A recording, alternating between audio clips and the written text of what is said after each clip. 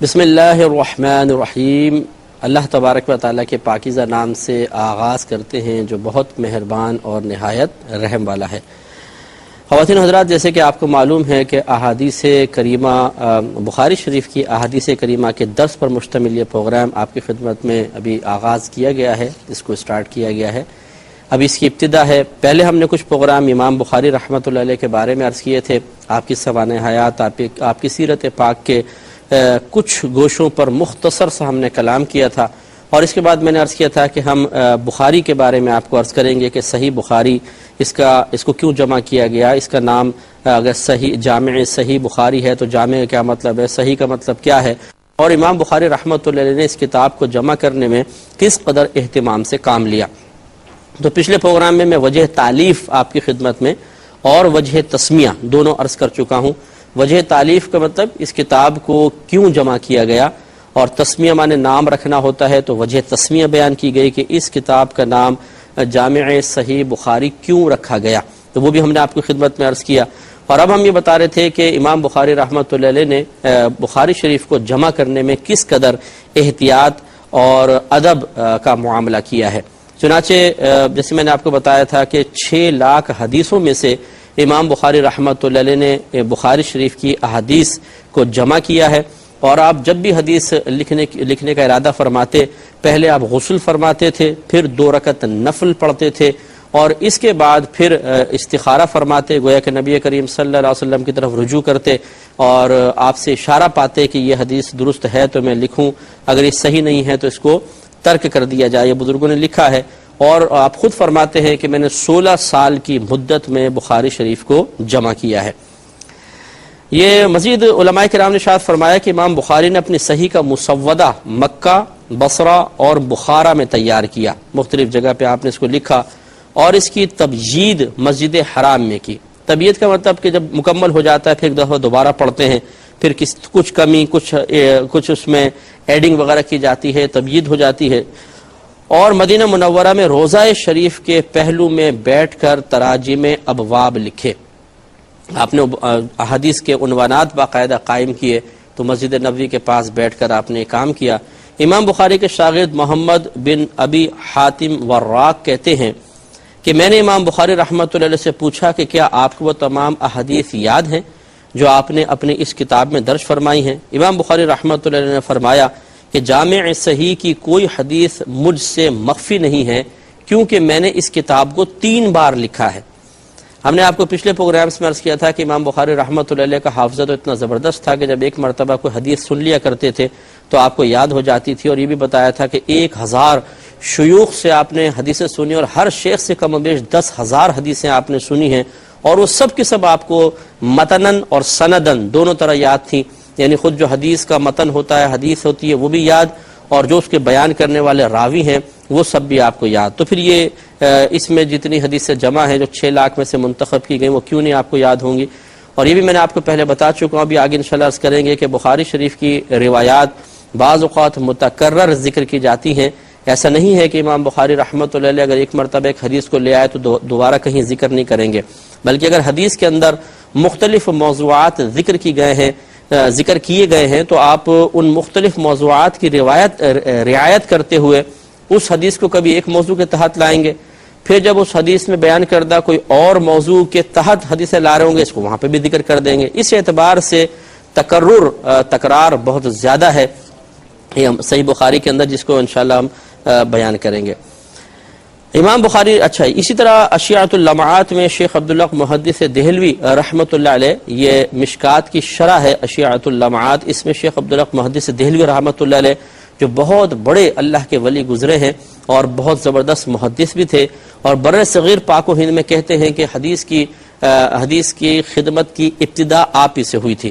اور آپ کے بارے میں لکھا ہے کہ آپ کو شرف حضوری حاصل تھا، یعنی نبی کریم صلی اللہ علیہ وسلم کی آپ جب بھی چاہتے تھے زیارت کر لیا کرتے تھے، اتنا آپ کا مقام و مرتبہ ہے۔ وہ خود اس کے بارے میں لکھتے ہیں کہ امام بخاری رحمۃ اللہ علیہ نے ایک مرتبہ اپنے اس مسودے کو لکھا، دوسری مرتبہ پھر اس کی تبجید کی، یعنی اس میں کچھ ایڈنگ وغیرہ اضافے وغیرہ کیے، اور تیسری بار ہر حدیث کو نبی کریم صلی اللہ علیہ وسلم کی بارگاہ میں پیش کیا، اور جس حدیث کے بارے میں بالمشافہ یعنی سامنے غنود کی تعریفی سرکار تشریف لائے اور بتا دیا، یہ بالمشافہ ہوا، یا خواب کے ذریعے نبی کریم صلی اللہ علیہ وسلم سے اجازت مل گئی اور اس کی صحت کا یعنی حدیث کے صحیح ہونے کا یقین کامل حاصل ہو گیا، تو پھر آپ نے اس حدیث کو اپنی اس صحیح کے اندر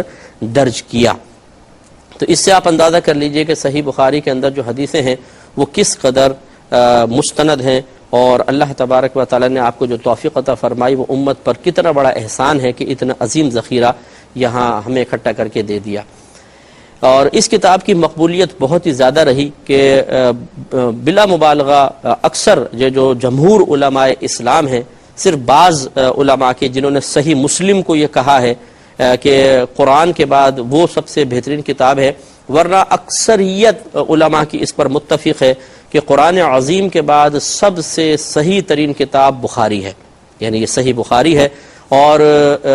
سب سے مقبول ترین بھی یہ کتاب ہے۔ اگر پوری دنیا کا ایک بغیر کسی بغض، عناد، کینے اور طرفداری کے ایک سروے کیا جائے تو بلا مبالغہ معلوم ہوگا کہ دنیا میں سب سے زیادہ جو کتاب پڑھی جاتی ہے وہ قرآن عظیم ہے، اور اس کے بعد اگر دیکھا جائے گا تو انشاءاللہ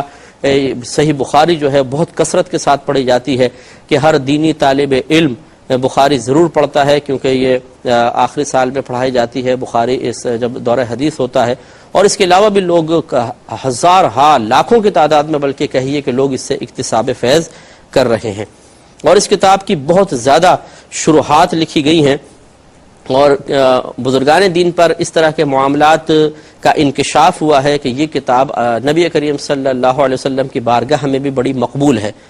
چنانچہ ابو زید بیان کرتے ہیں کہ ایک دفعہ میں بیت الحرام میں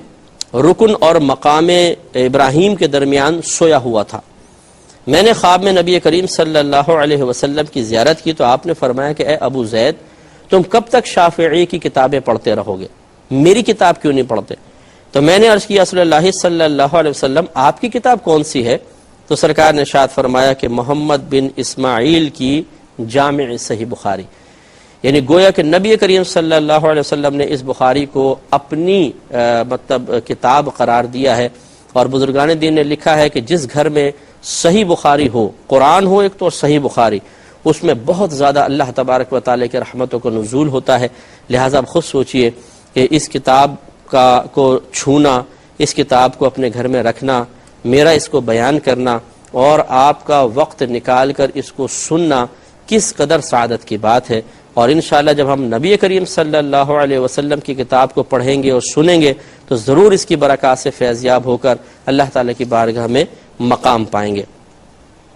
ابو جمرہ کہتے ہیں کہ اور افاظ سے منقول ہے، یعنی جو عارف باللہ لوگ ہیں ان سے منقول ہے کہ اگر کسی مشکل میں صحیح بخاری کو پڑھا جائے تو باعطائے الہی وہ مشکل حل ہو جاتی ہے۔ اب دیکھیں ذرا تھوڑا سا غور کیجئے، ہمارے بہت سارے بھائی بہن ایسے ہیں جو ہم سے پوچھتے رہتے ہیں مفتی صاحب کو وظیفہ بتائیں، بڑی پریشانی ہے، کوئی اچھا عامل بتائیں، بڑی پریشانی ہے۔ تو ٹھیک ہے، عاملین کے پاس آپ جائیں، کوئی مسئلہ نہیں ہے، آپ وظائف اختیار کریں، کوئی مسئلہ نہیں ہے۔ لیکن میں کبھی کبھی دائرہ ادب میں رہ کر عرض کرتا ہوں کہ مجھے یہ بتائیے کہ کیا آپ کے نزدیک قرآن عظیم سے بڑھ کر کوئی بابرکت وظیفہ ہو سکتا ہے؟ تو کہتے ہیں کہ نہیں۔ اسی طریقے سے دیکھیں اکابرین نے اس بات کی گواہی دی ہے کہ بخاری کو اگر کسی مشکل کے اندر پڑھا جائے تو اللہ تبارک و تعالیٰ اس مشکل کو حل فرما دیتا ہے۔ تو یہ چیزیں تو آپ کے قدرت و اختیار میں ہیں، کامل یقین درکار ہے۔ گھر میں قرآن بھی رکھیے اور بخاری بھی رکھیے، اور جب کوئی مشکل پریشانی آئے تو قرآن عظیم کا مطالعہ کریں، قرآن عظیم کی تلاوت کریں، ترجمہ تفسیر کے ساتھ پڑھ کر اللہ تعالیٰ کی بارگاہ میں دعا کریں۔ اسی طرح بخاری کی 2-4 حدیثیں پڑھ کے ترجمے کے ساتھ اللہ تعالیٰ کی بارگاہ میں دعا کریں، انشاءاللہ بہت ہی بہتر ہوگا۔ امام بخاری رحمۃ اللہ علیہ نے جن شرائط کے ساتھ حدیثوں کو جمع کیا ہے، تھوڑا سا میں ان کو بھی عرض کر دیتا ہوں کہ آپ کے نزدیک بہت سخت حدیثوں کی شرائط ہیں، لہٰذا علماء اسلام نے بیان فرمایا کہ آپ نے اپنی اس صحیح بخاری میں حدیث وارد کرنے کی یہ شرط مقرر کی ہے کہ ان کے شیخ سے لے کر، یعنی امام بخاری رحمۃ اللہ علیہ نے جن سے حاصل کیا انہیں ان کا شیخ یعنی استاد کہا جائے گا، ان کے شیخ سے لے کر صحابی تک تمام راوی ثقہ اور متصل ہوں، تمام راوی ثقہ اور متصل ہوں، یعنی امام بخاری نے اپنے شیخ سے سنا، انہوں نے کسی اور سے، انہوں نے کسی اور سے، انہوں نے پھر کسی اور سے، پھر حتیٰ کہ وہ تبع تابعین تک پہنچے، پھر تابعین نے کسی صحابی سے سنا، صحابی رسول صلی اللہ علیہ وسلم یعنی نبی کریم صلی اللہ علیہ وسلم سے سنا. اس طرح جتنے درمیان میں روات آئے ہیں، بیان کرنے والے آئے ہیں، وہ سب کے سب ثقہ اور متصل ہونے چاہیے. اب ثقہ کا مطلب کیا ہے؟ ثقہ کا مطلب یہ ہے کہ اس حدیث کے تمام راوی ایک تو مسلمان ہوں، نمبر 2 عادل ہوں. عادل کا مطلب ہے کہ ان کا ظاہر بالکل شریعت کے موافق ہو، کوئی فسق و فجور ظاہر نہ ہو، اسی طرح کوئی غلط کام نہ وہ لوگوں کے سامنے کرتے ہوں، نہ گھر والوں کے سامنے کرتے ہوں، نہ دوستوں کے سامنے کرتے ہوں. کیونکہ بعض اوقات ایسا ہوتا ہے کہ آدمی کسی ایک محفل میں ریزرو رہتا ہے، دوسری محفل میں بے تکلف ہو کر اپنے وقار کو زائل کرنے والے اعمال اختیار کرنے میں عار محسوس نہیں کرتا ہے، شرم محسوس نہیں کرتا ہے، کیونکہ بے تکلف قسم کے لوگ ہوتے ہیں. لیکن امام بخاری رحمۃ اللہ علیہ نے اس بات کی تحقیق کی کہ جس بھی شخص سے آپ نے حدیث لی ہے اس میں یہ غور و تفکر کیا، اس کے بارے میں اچھی طرح تحقیق کی کہ وہ لوگوں کے سامنے بھی، اپنے گھر والوں کے سامنے، بے تکلف دوستوں کے سامنے بھی، ہر جگہ بہت ہی محتاط رہا ہو، تب اس سے آپ نے حدیث لی. تو مسلمان عادل. پھر کامل الضبط والاتقان. کامل الضبط کا مطلب کہ اس کا حافظہ زبردست ہو اور وہ حدیث کو جمع کرنے کی صلاحیت رکھتا ہو. اور ضبط 2 طرح کا ہوتا ہے، یعنی محفوظ کرنا، ایک ذہن میں، دوسرا لکھ کر. تو یا تو ذہن میں محفوظ رکھا یا لکھ کر رکھا. اور متقی پرہیزگار بھی ہوں. اور کثیر الملازمت مع الشیخ ہوں، یعنی اپنے شیخ کے ساتھ وہ اکثر انہوں نے رہنا پسند کیا ہو. اس راوی نے جو بیان کرنے والے ہر راوی کے بارے میں ہے کہ اس نے اکثر اپنے شیخ کی صحبت اختیار کی ہو. اگر کوئی راوی ایسا تھا جس نے جو اپنے استاد کے پاس اتنا زیادہ نہیں رہا تو آپ اس سے بھی روایات اخذ کر لیتے ہیں، لیکن ایسے راویوں سے امام بخاری انتخاب کرتے ہیں، استیعاب نہیں کرتے ہیں. یعنی بعض حدیثیں لے لیتے ہیں، ایسا نہیں ہے کہ ان کی تمام حدیثوں کو جمع کر لیں، لیکن زیادہ تر ان سے لیتے ہیں کہ جو مسلمان ہیں، عادل ہیں، کامل الضبط ہیں، بے مروتی والے کام نہیں کرتے، اور اکثر وہ اپنے شیوخ کی صحبت میں قائم رہے ہیں. نیز آپ ثقہ راویوں کے لیے یہ بھی شرط مقرر کرتے ہیں کہ وہ اپنے سے زیادہ ثقہ راوی کی مخالفت نہ کرتے ہوں. یعنی ایسا ہوتا ہے درجہ بندی ہوتی ہے، ایک متقی 2 متقی ہیں لیکن ان سے زیادہ ہے، تو یہ بھی خیال رکھا ہے کہ کوئی ایسی حدیث نہ لے کہ اس کے علاوہ، ان راوی کے علاوہ کوئی اور مستند شخص ہوں جن کی یہ مخالفت حدیث کر رہی ہو. ایسے ٹکراؤ والی حدیثیں بھی آپ نے نہیں لی ہیں. اور نہ اس میں کوئی ایسی خفیہ علت ہو کہ جس کی بنا پر حدیث کو چھوڑ دیا جائے. یہ ایک ٹیکنیکل بات ہے، وہی سمجھتے ہیں جو اصول حدیث جنہوں نے پڑھا ہو کہ بعض اوقات حدیثوں میں ایسی کوئی پوشیدہ علت ہوتی ہے کہ جس کو عام لوگ نہیں سمجھ پاتے. مثال کے طور پر ایک راوی ہیں، وہ اپنے شیخ کو چھوڑ کر اپنے شیخ کے شیخ کا نام حدیث میں ذکر کر دیتے ہیں، یعنی سند میں ذکر کر دیتے ہیں. وہ عام لوگ تو سمجھ بھی نہیں پاتے کہ یہ بیچ سے کوئی غائب ہو گئے ہیں، لیکن وہ اس طرح بعض اوقات کر دیتے ہیں کہ وہ بیچ والے راوی کا نام ہٹا کر، یعنی جن سے انہوں نے سنا ہے اس کا ذکر کر دیتے ہیں کہ جن سے ان کے استاد نے سن کر ان کے سامنے بیان کی تھی، اوپر والے کا ذکر کر دیتے ہیں. تو اس لیے یہ بہت ہی ضروری ہوتا ہے کہ جو مطلب محدثین ہوتے ہیں ان کی نگاہ اس سند کے اوپر بھی ہو، اور ہم ایسے ہی پھر حدیثوں سے استدلال کریں کہ جن کے راوی بالکل متصل ہوں. اس کے لیے یقینی سی بات ہے کہ عام لوگ جو ہیں وہ تو اس پر مطلع نہیں ہو سکتے، تو پھر وہ اعتماد کریں گے امام بخاری پر، امام مسلم پر، کہ جنہوں نے ان چیزوں کا اہتمام کیا ہے. تو یہ تو ثقہ کا مطلب ہے کہ ثقہ سے مراد ہر وہ شخص ہے، وہ راوی ہیں جو مسلمان ہوں، عادل ہوں، کامل الضبط والاتقان ہوں، اور اپنے شیخ کے ساتھ اکثر وہ ملازمت یعنی ان کے ساتھ صحبت اختیار کرتے رہے ہوں. اس کے بعد آپ کو بتایا تھا کہ ان کے تمام راوی ثقہ اور متصل ہو. متصل کا مطلب کیا ہے؟ متصل کا مطلب یہ ہے کہ ہر راوی یا تو اپنے شیخ سے سمعت یا حدثنا کے صیغے کے ساتھ سماع حدیث کی تصریح کرے. سمعت مانے میں نے سنا ہے، حدثنا کا مطلب انہوں نے شیخ نے ہم سے حدیث بیان کی. یہ جو الفاظ ہیں سمعت اور حدثنا، یہ اس بات کی دلیل ہوتے ہیں کہ آپ نے اپنے شیخ کے پاس بیٹھ کر سمعت بول رہے ہیں تو اس کا مطلب ہے آپ نے سنا ہے باقاعدہ. حدثنا اگر آپ کہہ رہے ہیں کہ انہوں نے ہمیں حدیث بیان کی، اس کا مطلب ہے کہ آپ کے سامنے انہوں نے حدیث کو ذکر کیا ہے. تو یہ اگر ایسے کوئی الفاظ کے ساتھ حدیث ہوتی ہے تو اس کو پھر متصل کہا جاتا ہے. اور ایسا صیغہ لائے جو بظاہر سماع پر دلالت کرے، یعنی جو راوی ہیں وہ متصل ہونے کا مطلب یہ ہے کہ وہ ایسے الفاظ سے حدیث کو ذکر کرے کہ ہمیں پتہ چل جائے کہ ہاں انہوں نے واقعی ان سے سنا ہے. جیسے عن فلان، یہ جو ہے کہ عن فلان، فلاں سے روایت ہے، یہ اس وقت بولا جاتا ہے کہ جب ایک شخص دوسرے سے باقاعدہ سن رہا ہوتا ہے. یا انا فلانن قولا، بے شک فلانے نے کہا، تو اس وقت بھی سامنے والے کے بارے میں آپ یہ کہہ رہے ہیں کہ فلاں نے کہا، تو یہ بھی ایسے الفاظ ہیں کہ جو اتصال والے ہیں. اس دوسری شکل میں لیکن ضروری ہے کہ راوی کی مروی عنہ سے ملاقات ثابت ہو اور وہ راوی مدلس نہ ہو. مطلب کہنے کا یہ کہ انا فلانن قالا جب کہتے ہیں کہ بے شک فلاں نے مجھے کہا، امام بخاری نے اس میں ایک مزید شرط بڑھا دی ہے کہ یہ اس وقت ہم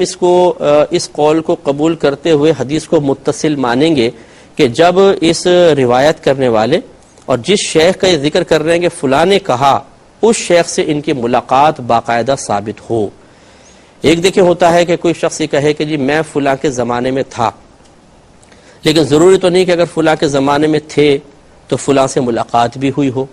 ابھی بھی ہم لوگ جتنے لوگ اس وقت زندہ ہیں مختلف ملکوں میں، ہم زمانہ تو ہیں لیکن کیا ہماری آپس میں ملاقات ہوئی ہے؟ تو امام بخاری رحمۃ اللہ علیہ نے جب کوئی شخص راوی اس طرح بیان کرے کہ انا فلانن قالا، بے شک فلاں نے کہا، تو خالی ان الفاظ سے ان کی ملاقات کا یقین حاصل نہیں کرتے ہیں بلکہ تحقیق کرتے ہیں کہ کیا واقعی ان دونوں کی ملاقات ہوئی ہے کہ نہیں ہوئی. ملاقات کے بعد یعنی ثابت ہو جاتی ہے تو یہ کہتے ہیں کہ اب یہ حدیث لوں گا، کیونکہ اب اتصال ثابت ہو گیا، متصل ہونا، ملاپ ثابت ہوا ہے. ورنہ یہ ہو سکتا ہے کہ وہ کہیں جی فلاں نے کہا لیکن ان سے سنا نہ ہو بلکہ کسی تھرڈ پرسن سے سن کے کہہ رہے ہوں کہ جی فلاں نے یہ کہا، تو پھر اس میں ذرا کچی اور کمزور بات ہو جاتی ہے. تو اس سے آپ اندازہ کریں کہ امام بخاری رحمۃ اللہ علیہ کی احتیاط کتنی زیادہ ہے. اور اسی طرح وہ راوی مدلس نہ ہو. یہ تدلیس سے نکلا. تدلیس کا مطلب بعض اوقات ایسا ہوتا ہے کہ وہ ایک اپنے شیخ کا نام چھوڑ دیتے ہیں اور اوپر والے شیخ کا ذکر کر دیتے ہیں. تو اس طرح کی کوئی بات بھی اس راوی سے منقول نہ ہوئی ہو تب کہیں جا کے امام بخاری رحمۃ اللہ علیہ حدیث کو لیتے ہیں. خلاصہ کلام یہ ہے کہ امام بخاری رحمۃ اللہ علیہ نے جتنی بھی حدیثیں جمع کی ہیں ان کے جو بیان کرنے والے جن کو راوی کہتے ہیں، جس کی جمع روات ہے، ان کے اوپر غور و تفکر کرتے ہیں. ان میں سب کے سب نیک ہونا چاہیے، پرہیزگار، متقی، کوئی اعلانیہ گناہ نہ کرتا ہو، کوئی جھوٹا نہ ہو، کوئی بے مروتی والے کام نہ کرتا ہو، کسی کا حافظہ کمزور نہ ہو، اور سب اپنے شیوخ کے ساتھ رہتے ہوں، ان کی اکثر صحبت اختیار کی ہو، اور بیان کرنے والا اور جس سے وہ روایت بیان کر رہے ہیں ان دونوں کی ملاقات بھی ثابت ہو، ہم زمانہ ہوں، تب کہیں جا کے امام بخاری رحمۃ اللہ علیہ مطمئن ہوتے ہیں اور حدیث کو اپنی کتاب کے اندر درج فرماتے ہیں. کہتے ہیں یہ واقعہ لکھا ہے کہ ایک مرتبہ امام بخاری رحمۃ اللہ علیہ ایک شخص سے حدیث لینے کے لیے گئے تو وہ ایک گھوڑا ان کا تھا، دور چلا گیا تھا، تو وہ ایک برتن لے کر یوں دکھا رہے تھے، اس کو بلا رہے تھے. تو امام بخاری رحمۃ اللہ علیہ ان کے قریب گئے اور جا کر پوچھا، سلام کیا، پھر پوچھا کہ آپ کے اس برتن میں کچھ ہے؟ تو کہا کہ نہیں اس میں تو کچھ نہیں ہے، میں تو صرف گھوڑے کو اپنے پاس بلانے کے لیے ایسا کر رہا ہوں، ہیلا اختیار کر رہا ہوں. تو آپ نے ارشاد فرمایا کہ جو شخص گھوڑے کو دھوکہ دے سکتا ہے تو پھر وہ ہمیں بھی دھوکہ دے سکتا ہے، اور آپ نے پھر ان سے حدیث نہیں لی ہے. اگرچہ شرعی لحاظ سے ان کے لیے جواز کا پہلو نکل سکتا تھا، لیکن اس میں امام بخاری رحمۃ اللہ علیہ کی احتیاط پسندی کی طرف اشارہ ہے کہ آپ خود سوچیں کہ جو شیخ اتنی احتیاط کے ساتھ حدیثوں کو جمع کرے گا وہ کس قدر بہترین حدیثیں لے کر آئے گا. لہٰذا اب انشاءاللہ امام بخاری رحمۃ اللہ علیہ جو حدیثیں اس میں لے کر آئے، میں اس کو اینڈ کی طرف لے کر آتا ہوں کہ امام بخاری رحمۃ اللہ علیہ نے اس میں کتنی حدیثوں کو جمع کیا ہے. جیسے میں نے آپ کو پہلے بتایا کہ اس میں ایسا نہیں ہوا ہے کہ امام بخاری رحمۃ اللہ علیہ ایک مرتبہ ایک حدیث کو لے آئے تو دوبارہ اس کو کبھی ذکر نہ کیا ہو، بلکہ ایک حدیث اگر 6 عنوانات کے تحت آ سکتی ہے تو آپ نے اس حدیث کو 6 جگہ ذکر کر دیا ہے. اس اعتبار سے جو حدیث دوبارہ ذکر کر دی جائے اس کو مکرر کہتے ہیں. تو اس طرح مکررہ کہتے ہیں تو مکررات کی تعداد بہت زیادہ ہے. چنانچہ اس وجہ سے تعداد میں اختلاف ہوا ہے علماء کے درمیان کہ اس میں کتنی حدیث ہیں. سب نے گنی، کسی نے ڈبل کو 2 کر کے گن لیا، کسی نے 1 کر کے گن لیا. تو اس میں صحیح جو ہے وہ تحقیق یہی ہے کہ کل احادیث کی تعداد 7275 ہے، اور اگر مقررات کو ہٹا لیں تو یہ تعداد 4000 بنتی ہے. معلوم ہوا کہ 4000 کا حدیثوں کا، صحیح حدیثوں کا یہ عظیم مجموعہ ہے. انشاءاللہ تعالی زندگی رہی تو اب نیکسٹ پروگرام میں ہم حدیثوں کی طرف آئیں گے. نبی کریم صلی اللہ علیہ وسلم کا کلام ذکر کیا جائے گا، اس سے اکتساب فیض ہوگا. ضرور آپ ملاحظہ فرمائیے، خود بھی دیکھیں دوسروں کو بھی ترغیب دیں. انشاءاللہ نیکسٹ پروگرام سے حدیثیں ذکر کی جائیں گی. اللہ تعالی ہم سب کو اس پر عمل کی توفیق عطا فرمائے. آمین. وآخر دعوانا ان الحمدللہ رب العالمین.